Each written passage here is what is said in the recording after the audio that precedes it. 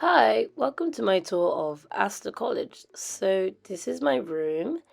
I've got a rug on the floor as you can see, and I'm just gonna give you a little tour. So we've got over here I have a sink, which is convenient because I can brush my teeth in my room, which is something that not everyone can say. There's storage underneath for my shoes. This is the storage space, which I will show you more of a little bit later. This is my bed, which is super duper comfy, and my teddy's over there. Great.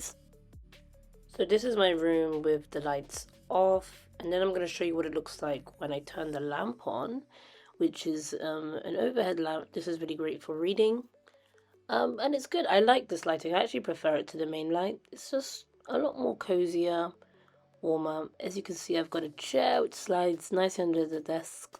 One really pleasant surprise is the amount of sockets in the room.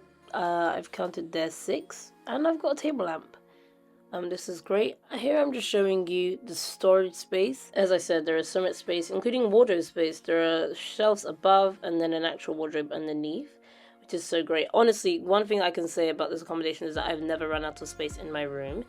Even on the side here, I've got pegs where I hang up a plethora of items from coats to bags. And for the best feature, the sticky walls, allowing for me to put up photos. My favourite item in my room would have to be my Google Home. She doubles as a speaker, an alarm, and a friend. Hey Google, say hi. Hi to my favorite person. Are you in the mood to play or chat? Hey Google, set an alarm for 8 a.m. tomorrow. Alright, your alarm's set for 8 a.m.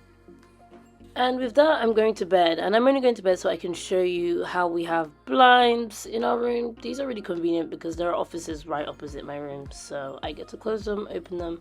And yeah, that's the view from my window. Now I'm going to show you my kitchen, which is only a couple of steps away from my own room, making it incredibly convenient. Now I share my kitchen with about 6 people, hence the spaciousness.